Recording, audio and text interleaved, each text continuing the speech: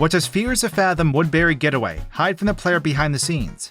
In the 5th episode of Fears of Fathom, our character, Sydney Harper, works at a consulting firm and plans on taking a weekend getaway with some college friends. However, little does she know, these plans will end up going horribly wrong as Sydney and her friends make this trip to Woodbury. Things are never as they seem in Fears of Fathom. It's dark and obscure with its visual style, and there's a lot the player can easily miss. So that's why we're breaking the game today. For instance, we'll see what this backpacking stranger is up to as we fear for our life in this house, along with getting into places we're not exactly supposed to be. I sure hope my car doesn't explode when it hits the ground. So I hope you enjoy this alternative look at this dark tale. As always, I usually hit you guys with a brief recap, so everyone knows the sequence of events that take place throughout the game. With that said, we start off in this cubicle playing as Sydney Harper. She needs a coffee to get done with the day, as she states. We can see we're in the city, and it's late, but if we come over to this area, we can make ourselves a coffee to progress. Once she's done with the coffee, naturally, she has to use the restroom now. On our way to the bathroom, we can find one of Sydney's co-workers who is trying to get work done. Outside of casual conversation, nothing really happens here. Heading to the restroom, once we finish our business there, we'll be able to hear footsteps and humming. We can hear an individual enter the bathroom as they continue to hum. Exiting the restroom stall results with a janitor jump scaring us, as he states he didn't know we were in here. Curious how he didn't hear my pee meter go down, but okay. He'll express his frustration, as someone keeps throwing coffee cups on the floor of the office. Oops. He just goes back to cleaning, as we're then tasked with booking a cabin. Sydney's phone will start ringing as we make our way back to her cubicle, which ends up being her odd friend Mike. You'll see what I mean as we get further into this video, but he'll let us know that he thought we might be ignoring him, as he awkwardly laughs. Expressing that he's only kidding, the call is to make sure that we book this trip that we plan on taking. We're on a budget, due to her other friend Nora. So, as we browse the potential homes to rent, we'll see that our options are narrowed down to this private cabin in Woodbury. Booking the cabin will follow with the screen fading to black as Sydney begins to tell her story. She explains that she works at a consulting firm, which leaves her little time for herself. Her college friend Mike is the one that suggested this weekend getaway, and the plan was simple: rent a cabin for the weekend and be back on Monday. 2 days pass as we load into an elevator with this very suspicious happy dude. Mike will text as he's pulling into the parking garage to pick us up. After making sure that the overly happy dude leaves, we greet Mike with this awkward hug. He'll say, "That's still how you hug people?" as we're forced to hug him once again. You smell like a potential killer. Anyway, we throw our bag in the bed of the truck and hop in as we're loaded into the next scene. Okay, end of review. It's now time to go back and take a closer look at everything we just went through. The first thing I wanted to do was get my character down onto those city streets. This results with us falling through the map though, which the game will even recognize, as our character comically says, "I fell off the map." I wonder if this is a comical nod to us falling off our bike in Fears of Fathom 3 as we plummeted from the sky. So the next best thing would be exploring the city with our camera instead.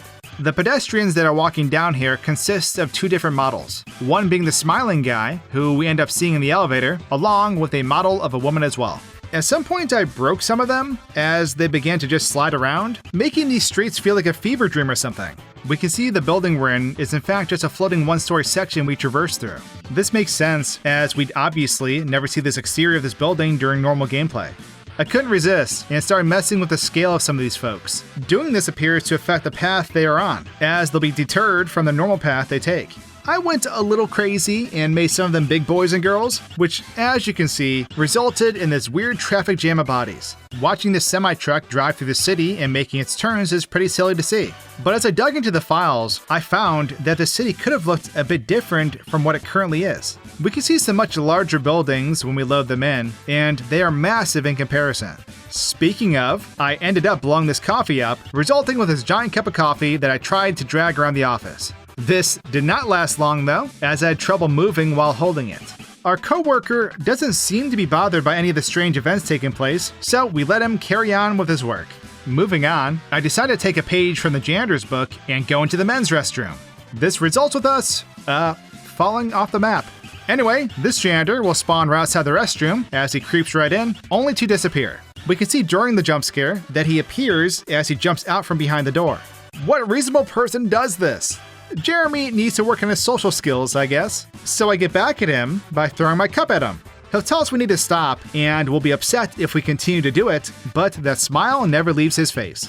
Not much else takes place during this entire sequence in the office, but there's a computer game we play called Type Invader Reloaded. We basically are tasked with typing out the words that these aliens are tagged with, which ultimately destroys them. Movement is all automated like a rail shooter, and all we need to do is type words. It's overall fun, and if we go out of bounds while playing, we can see that this area they used for this game is up above the map we are on. This won't be the last we see of these Roswell intruders though, as Woodbury is known for its UFO sightings. It is kind of neat looking at how low resolution the models are though for this game. Going into this next scene, you'll see that this parking garage unsurprisingly consists of this small map. We can see things are already broken though, as this guy starts sliding away. Intrigued, I decide to follow him to see what his journey holds. Looking at his car, we can see it appears it's filled in, which was strange looking. Following his car, I thought he simply disappeared, but before doing so, he makes this wild, fast turn around the bend. Watching from this angle, we can see he makes the turn, hits the wall, and then disappears. Mike will load in on this ramp though, as he comes to pick us up wearing his Crystal Lake scented cologne. I'm sorry, but this guy is strange, and I'm already getting killer vibes from him. I tried having our conversation from a distance to avoid the hug, but as you can see, he pulls me in anyway. With that though, I put on my speedster shoes as we get ready to embark on this trip to Woodbury. Progressing normally at this point, it's going to be 4:26 p.m. as we load in while Mike drives. Mike will engage in small talk about college, and overall, you can get the vibe that he's definitely into Sydney much more so than she is with him. It gives you a slight sense that we may not be completely safe with him. Rick Wilson will message us in regards to the house we're renting, requesting a confirmation text to make sure everything is good. During our drive, Sydney will focus on a school bus that's parked beside a house. She sort of makes a big deal over it, as Mike shrugs it off as it could be someone's project or something. Shortly after this, a deer will be in the road as Mike honks at it, making it flee into the woods. This follows with Mike talking about Native American lore, saying the deer crossing our path is a message from the universe. Unsurprisingly, Sydney has no response for this. After confirming with Rick that we're on our way, Mike lets us know the drive should be another hour and a half or so. This follows with the screen fading to black as we enter the next sequence of the game. Coming back to the beginning of this section though, we can zoom out and get a good look at the entirety of this map. I briefly made it so all the objects are loaded in despite the distance, and as you can see, the game began to lag extremely. So let's go ahead and turn that back off. Taking a look at the truck, we can see this snow surface linked to the top of the truck. This actually acts as an anti-snow plane to prevent the snowfall from entering the truck as we drive. So basically, the snow particles think they're hitting the ground and just stop. I decided to freeze time in the game and survey this entire map with the camera to see if there is perhaps something we missed or something hidden out here. Every house I entered was unsurprisingly mostly vacant, with some having vegetation within them, trees, grass, etc. Moving on, I made it to the school bus and was excited to see if there was more to this bus. Unfortunately, that wasn't the case, as I didn't see anything out of the ordinary. However, we can find the deer in the road here frozen in time. He'd just be chillin'.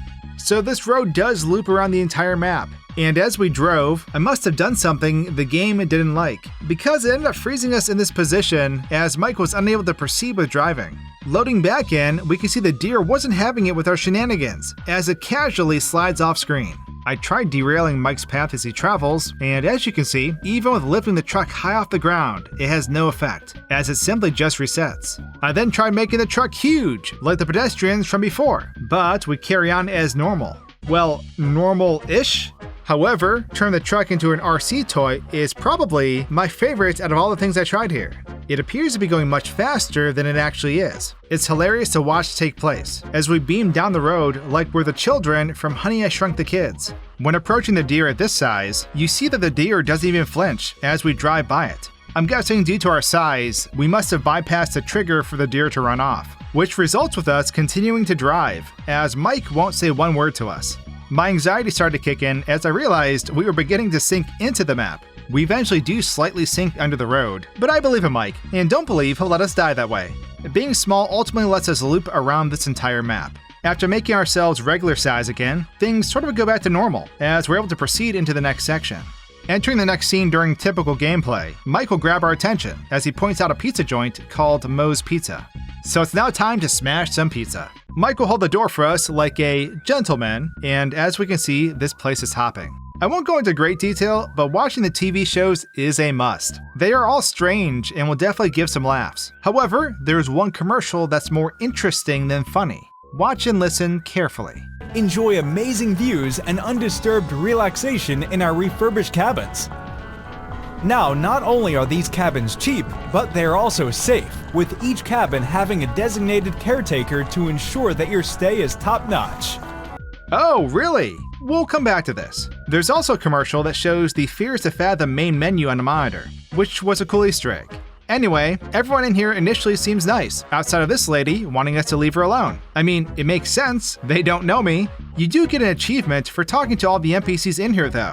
At this point, we're going to want to order some pizza in order to progress. While waiting for our food to be ready, our other friend, Nora, lets us know that she's going to be running behind, as she's supposed to be meeting up with us in Woodbury.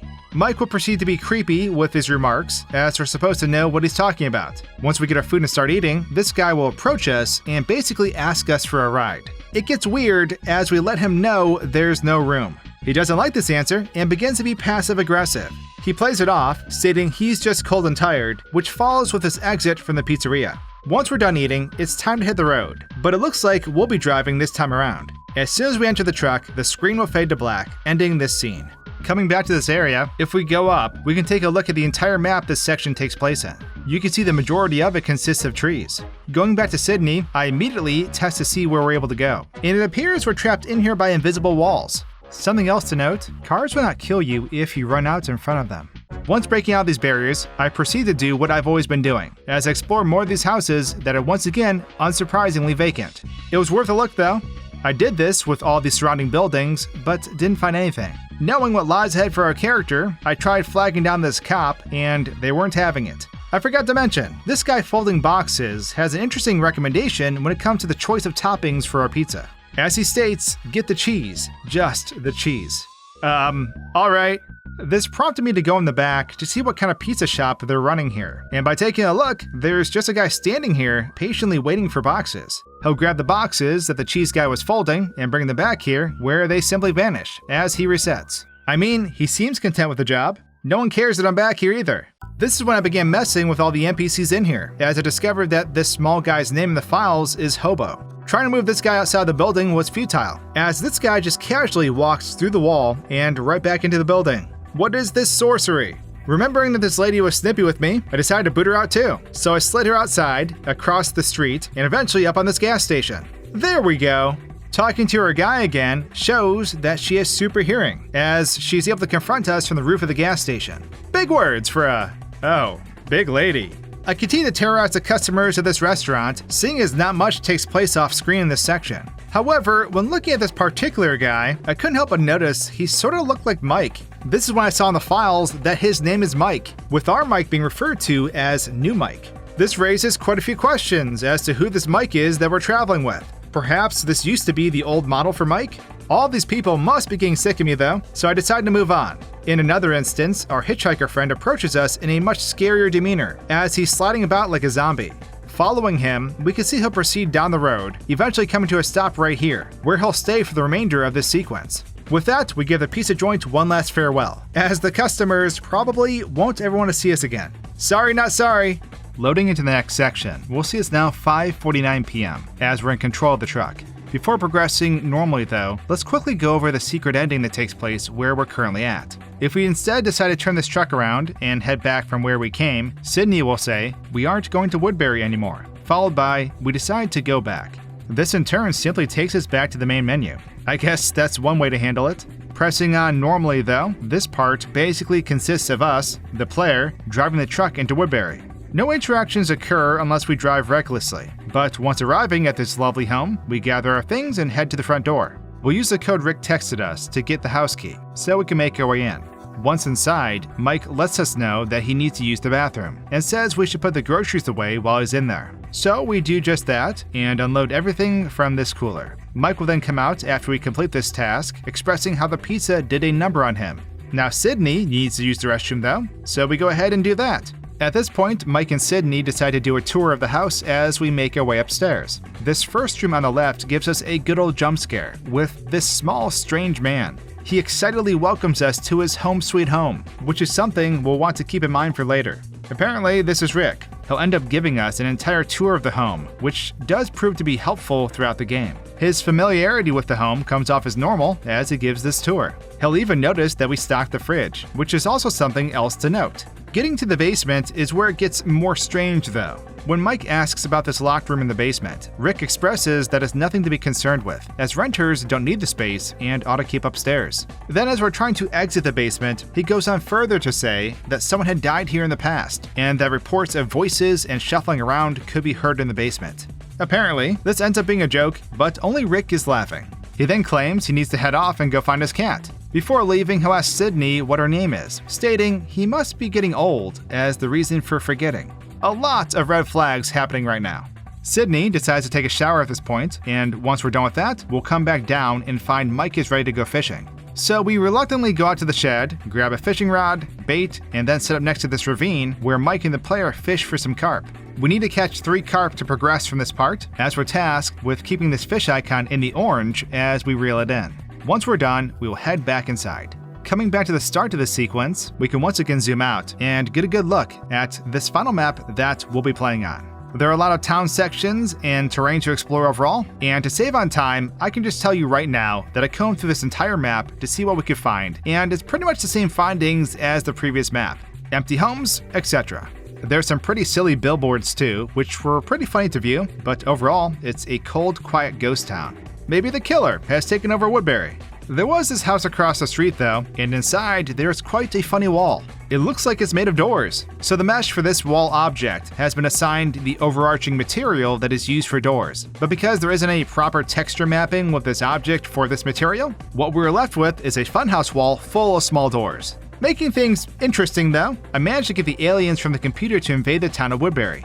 Unfortunately, because the alien minigame isn't free roam, there weren't a lot of things I could do with it, but I could do this. Imagine just driving up and seeing this blocking the road. So of course, like any good driver, I smashed it with my ride as I pushed it into the guardrail. I think it'll live, but will we?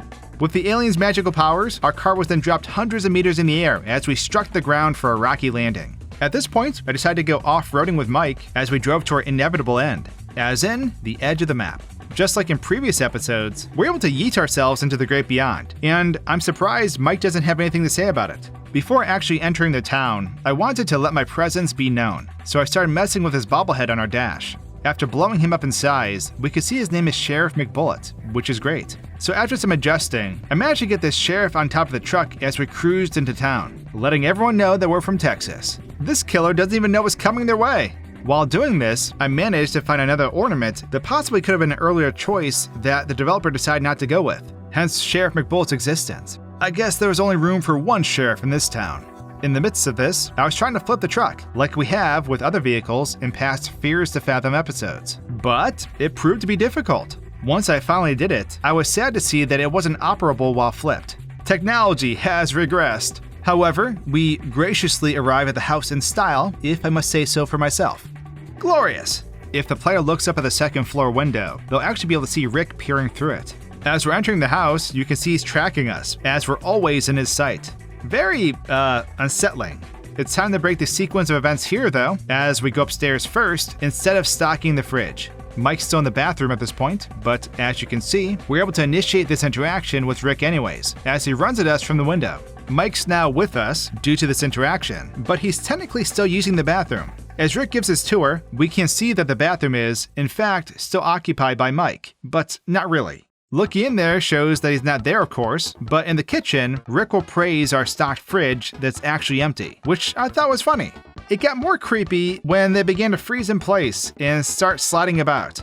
At any rate, I figured I should stock the fridge now since I didn't before. However, I foregore that once we finish stocking the fridge, that the trigger for Mike to come out of the bathroom takes place. This resulted with me having temporary paralysis, as Mike unsuspectedly and terrifyingly approached me. This in turn prompts him to go upstairs and unpack. Watching him go up, we'll see the bag disappear as he assumes this position. This sequence could vary, seeing as we're currently getting a tour by Rick. As soon as I continue to follow Rick into the basement, Mike will realize he's not where he's supposed to be, as he begins sliding to our location.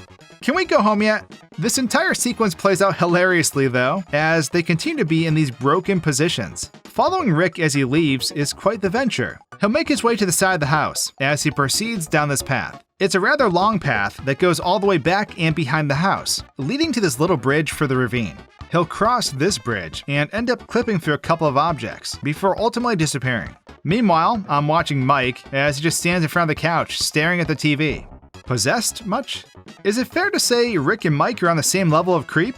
It's once again time to fish though. I forgot to mention before, but you can also catch goldfish as well, even while standing in the water. However, there is something I missed from my first playthrough, which is this person walking on the bridge as we're fishing.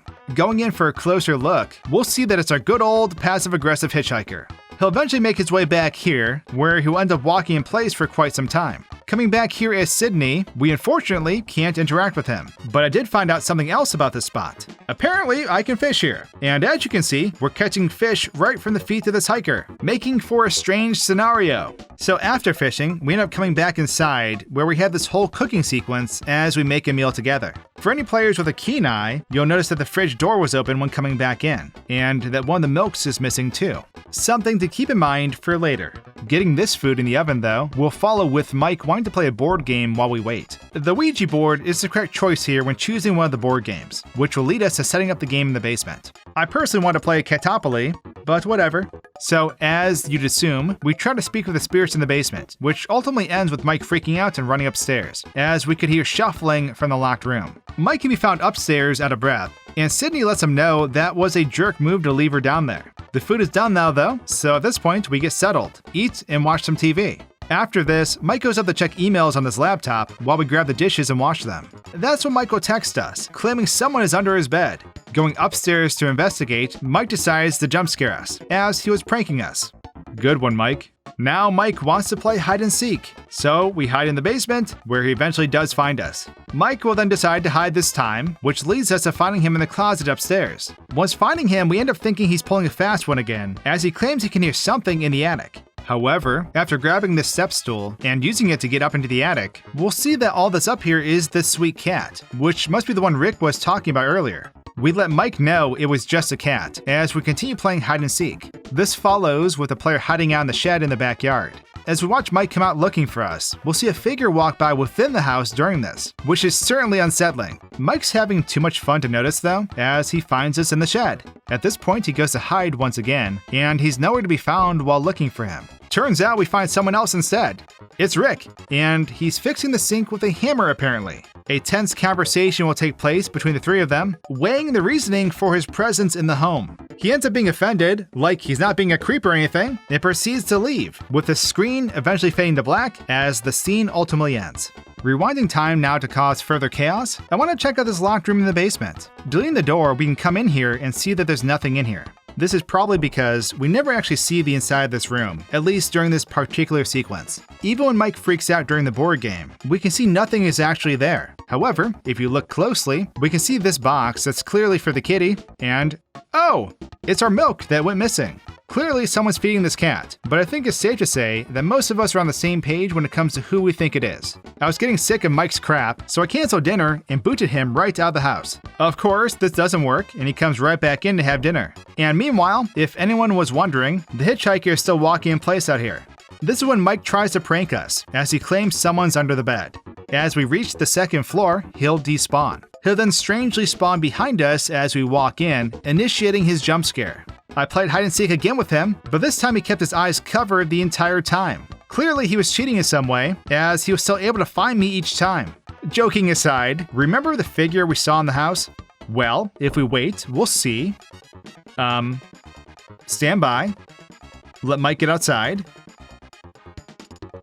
There we go. Anyway, we'll see this dark, shadowy figure spawn in and walk through the room for only a brief moment before disappearing. Freezing time, we can see that it's none other than Rick. His model is very dark, and in the midst of looking at the files, I ended up activating the Rick that we initially make contact with. I was excited to see what would happen if we just played normally at this point. So Mike goes to hide for the final time as he walks by Rick upstairs. Once Sydney is done counting, we can see the Rick fixing the sink will spawn in. So I make my way upstairs, and let's close that for now. Oh yeah, I made the kitty bigger and freed them from the attic. Back on track though, I noticed Mike's nowhere to be found for his final hide, as I would have liked to have seen where he was actually hiding. So from a different perspective, I open the bathroom door to see where he comes from. He comes running up behind us in the most bizarre manner. Slowing it down, we can see his ankles are broken as he makes this valiant sprint to come save us. It's quite terrifying actually. Imagine just 1 minute you're fine, and the next, your feet were put on backwards. At this point, I was really hoping that I could get multiple interactions with Rick at the same time here, but unfortunately, this Rick cannot be interacted with. Pushing on normally, we'll see that Mike and Sydney agree that something's off about Rick, as they attribute it to a lack of social awareness. It's 11:39 p.m. as we're awoken to a knock on the door. It ends up being Mike, as he wants to talk to us about something. Overall, the conversation involves Mike being weird and making strange statements. These two clearly have a history, as you'll hear in this dialogue, as his whole demeanor gives off creeper vibes. Nora will end up messaging us though, stating that her tire blew out, and she needs assistance. Mike decides he's gonna go help her though, telling Sydney that she should stay here and get some sleep, as she's still in her pajamas. He'll make sure he gets one last hug in, of course, before driving off into the blizzard. We're left with not much to do at this point, other than go back up to bed, which leads us into the final sequence of the game.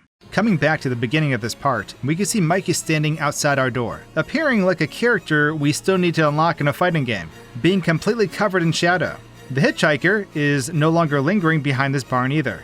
Checking out the locked room in the basement reveals that it's no longer an empty room. We can confidently say that someone is living here.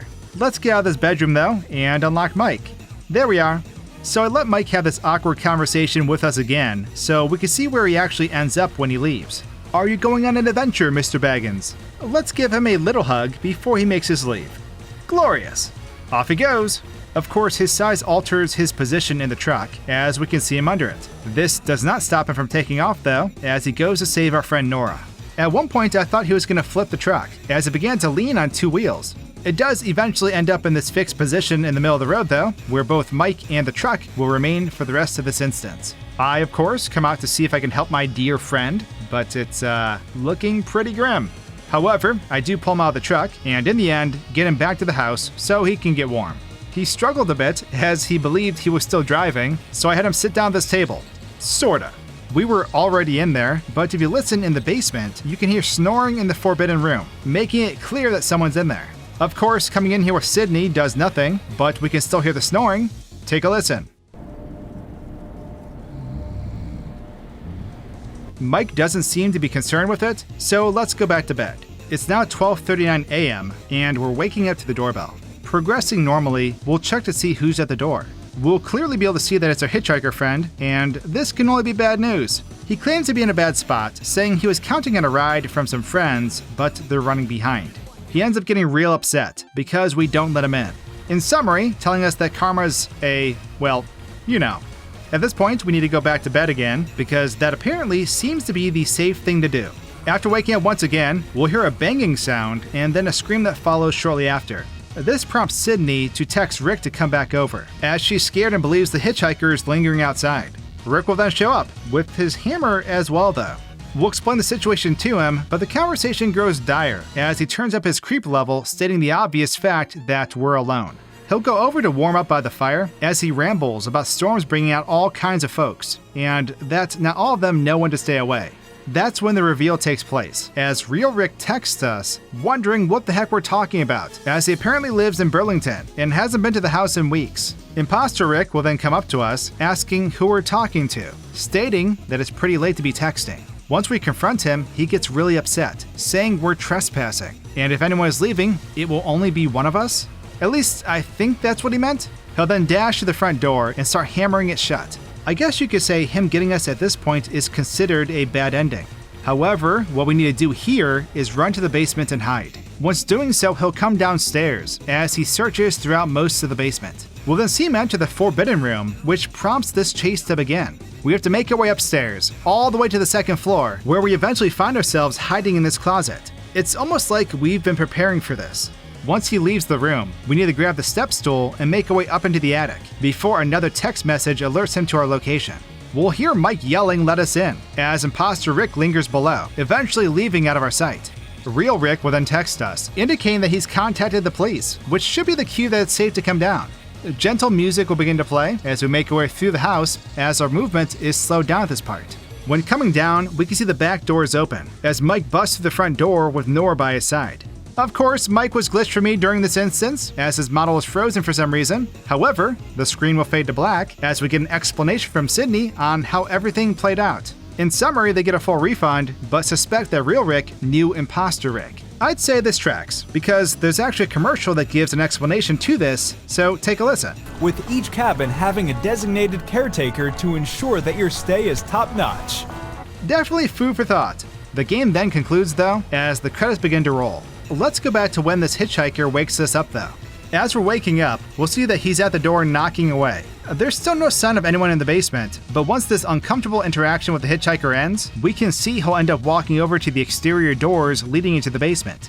He'll kick this door until we go back to sleep. But if you check out the bottom left corner of the door here, we can see it says Home Sweet Home, with a drawing of a house next to it. Remember what Imposter Rick said when he first met us? Welcome to my home sweet home. Glorious. Sleeping and waking back up though, we'll see that he's still kicking the door outside, while we're normally hearing the scream outside. The cellar doors will open at this point as the hitchhiker slides away, while doing his kicking motion. He'll disappear shortly after this though. Imposter Rick is nowhere to be found, but does end up loading in right next to the garage, as he takes his sweet time walking around the house and to the front door. We're on to your scheme, old man! So I channeled my inner Sonic the Hedgehog, and as soon as he began to run for the door, I zoomed down the stairs and instead tried to hide in his little home sweet home. This makes for a hilarious scene, as he enters the room and hides from us. We have this odd stare-off, but it doesn't last long, as the text message alerts him, ultimately leading to my demise. Getting outside during this chase is pretty great as well, seeing as he will continue to pursue us. I ran all the way out of Woodbury basically, but he clearly hadn't lost my scent. Man, this bro is slow. Seriously, even at normal speed, we can easily get away from him out here. We can get him caught up on certain buildings, as he's unable to clip through them like we are, but I digress. I made my way back to the house to continue the sequence of events. As soon as we close this door upstairs, during the normal chase, he'll load in right behind it. However, I ended up trying to speed by him to get to our friends this time, and managed to have some dialogue with our friends before getting destroyed. My guess here is that this must be from a scrapped ending, as normally the screen fades to black when reaching these two. My favorite part about all of this is the two of them saying we don't look so good as Imposter Rick takes us out. Geez!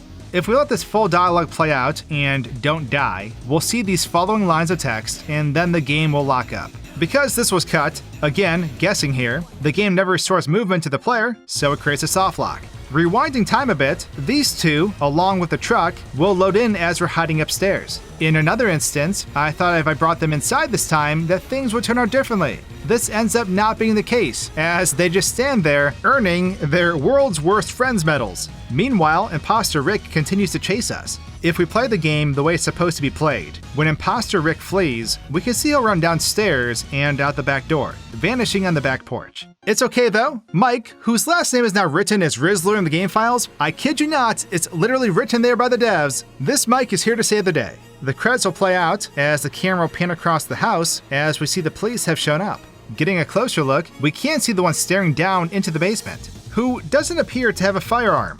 Did they just send an auxiliary officer to this call? We can see another officer is talking to Mike on the porch, and the other one does awkwardly end up joining them.